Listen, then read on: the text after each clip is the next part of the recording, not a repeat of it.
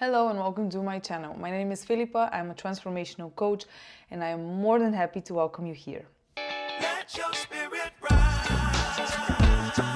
Here we speak about spirituality, personal growth and how to put everything that you already know into practice so that you can actually experience the change that you want. We all know how important the nervous system and its regulation for our overall well-being is. We all want to have a regulated nervous system, and most of us expect that when something big happens and our body is completely knocked out of balance, we're going to be able to bring it back to a homeostatic state, so in a balanced state again. But for this to happen, which is completely possible, we first need to go through a number of other smaller steps so that we can manage big situations in our life much better.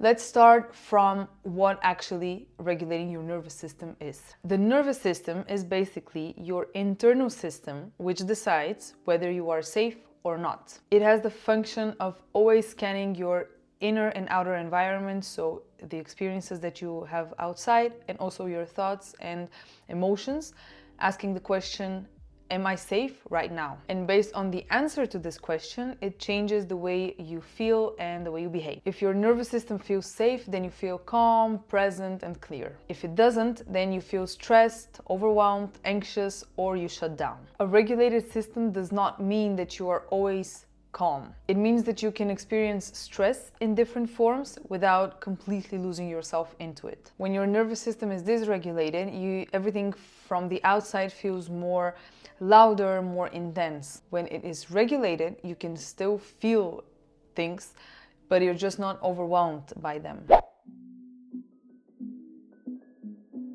The nervous system has two main modes. One is for action and the other one is for safety. The first one that we're going to look into today is the sympathetic nervous system. This is your go mode. So whenever you have to be active, whenever you have to complete a task, whenever you are driving or you need to be more alert, this is the part of the nervous system that is being active. When you have a dysregulated nervous system, this active mode becomes too intense.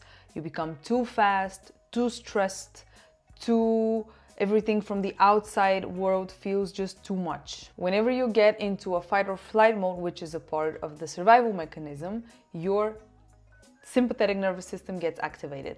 The parasympathetic nervous system gets active whenever we feel safe. It slows things down and brings you back to balance. This is when you feel calm, present, relaxed, balanced, whenever you are at home and everything is a bit slower, whenever you eat or after you eat, especially after you eat, because sometimes we tend to eat very fast, which is again the activation of the sympathetic part of the nervous system.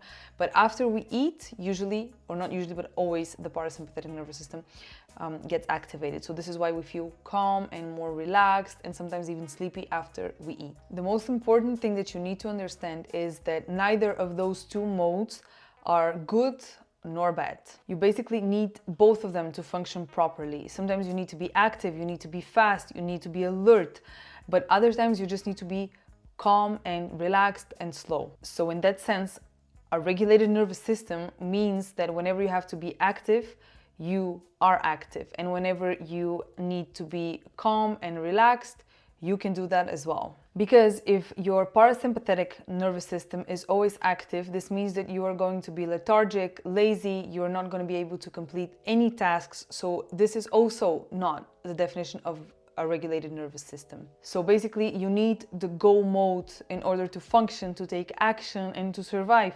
But the problem is that most people remain stuck in this go mode always, or most of the time. A very simple analogy so that you can understand it even better is if you look at the pedals of a car, so the gas and the brake. When you're driving your car, you cannot just put your foot on the gas pedal because it's not possible, nor only on the brake. You need to do both, you need to press both, depending on whether you want to continue to drive or whether there's a red light and you need to stop. So it's the same thing with the nervous system. Sometimes you need to be active, other times you need to just give it a break. There are many different ways in which you can learn to regulate your nervous system. And most people speak about regulating the sympathetic part of the nervous system because, as I already mentioned, most of us are stuck into it due to the way we live our lives. Today, I want to focus on some very little small things that you might not even notice in your daily life, but that are actually going to make a big difference overall. What I always say is that life, our habits, the way we behave, the way we think and feel, is actually something that is being created in the small moments. And if we want to make a big change in life, usually we don't need to make certain big changes, drastic changes in our behavior or in our daily life.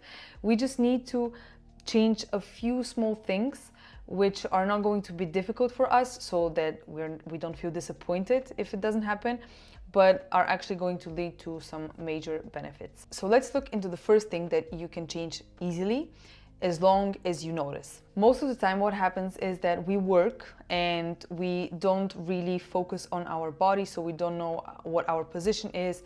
We don't pay attention to whether we have our jaw clenched or where our tongue is or if our shoulders are uptight.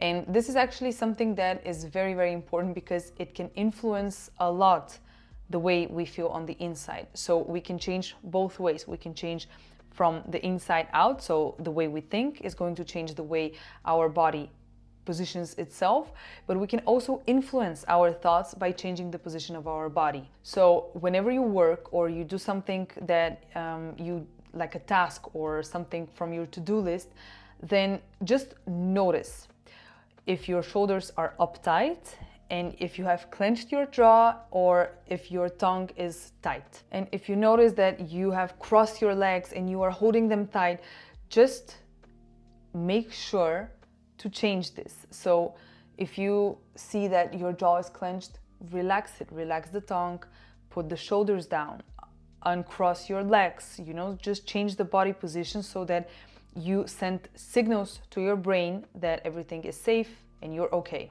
The only difficult part about this specific thing is that you need to be aware. So you need to actually pay attention to the way you have positioned your body. One thing that you can do, especially in the beginning until you get used to it, is to set reminders on your phone or to put some sticky notes somewhere around the desk that you work on or around the places that you spend the most time in. This is going to be necessary just for the beginning so that the thought becomes automatic, and at one point your body is going to put itself in a relaxed position by itself. Trick number 2 that you can do to regulate your nervous system is to pay attention on the breath. And I know people have talked a lot about it, but in this specific situation I'm not speaking about just doing some breath work exercises in the morning or in the evening. I'm speaking about again paying attention to your breath throughout the day. Of course, the longer the breath you take, the better for your nervous system. However, something that you need to understand is that each time that you inhale, you actually activate the sympathetic nervous system, and each time you exhale, you activate the parasympathetic nervous system or the brake. So every time that you want to relax or to slow down, the only thing that you need to do is to breathe out longer than you breathe in. So if you notice that you are really fast and your nervous system is going crazy and you're like just very chaotic in your thoughts as well, just take a step back. Don't think about anything. Don't focus on your thoughts. Don't control anything. Just count 4 seconds of breath of breathing in and 8 seconds of breathing out. This is why all the breathing techniques that are connected to relaxation or going to sleep, they always require you to breathe longer than you to breathe out longer than you breathe in. Trick number 3 is to slow down the basic, most simple tasks that you do throughout the day. If your nervous system is active most of the time, then you've probably noticed that you are in general behaving in a fast way. So whatever you're doing, whatever task you're doing, you just do it in a very, very fast and stressed way. For example, you unload the dishwasher, or you are brushing your teeth, or you are writing something down, or whatever.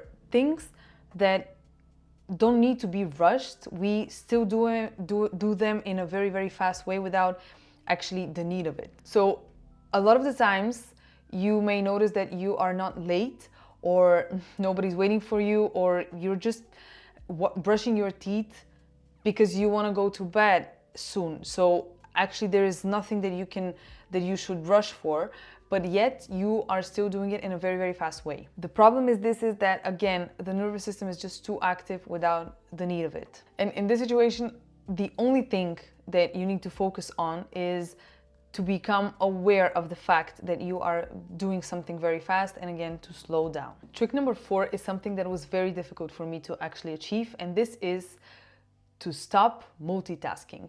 Before I started regulating my nervous system consciously, I was doing 100 things at the same time. This made me feel more productive, more efficient, and I felt like I am doing more than I would normally do if I'm doing one thing at a time. But when I actually started noticing what I'm doing exactly in the moment, I saw that a lot of the times I'm really not efficient, not productive as much as I think I am. And I am just overstressing my body without actually having the results that I want or need at the moment. And it's even worth it, because even if I am slightly more productive or more efficient than if I do one thing at a time, it is at the cost of my health and my nervous system regulation. So you will notice that once you actually learn to do one thing at a time, then you are going to be way, way more productive. What I even noticed is that when I am relaxing, so I'm not doing anything, let's say I'm watching a movie and at the same time I'm scrolling through Instagram, I'm looking at my phone, and this is again overstimulating the nervous system because you keep on bombarding it with different sources of information, and this is not normal for us. It's not normal for the brain to have to go through such huge amount of information. So one thing at a time is always better than multitasking. If you need support on regulating your nervous system or producing the changes that you wish in your life, you can always message me on Instagram. I will be more than happy to be of support to you. All this leads to trick number 4, which is it's quite obvious, but you need to stop scrolling as much. And you don't need to put the restrictions on Instagram or on TikTok, or do the basic things that don't really work all the time. My suggestion is to choose one time during the day that you scroll and you can actually manage to do this time of the day without scrolling. The easiest thing that you can do is to stop taking your phone to the bathroom.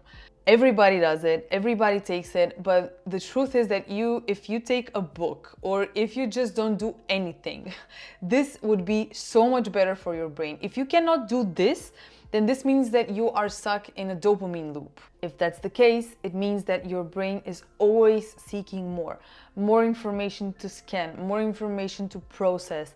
And the only way to stop this is to lower the screen time. I think everybody that watches this channel knows a lot about the drawbacks of scrolling, so I'm not gonna...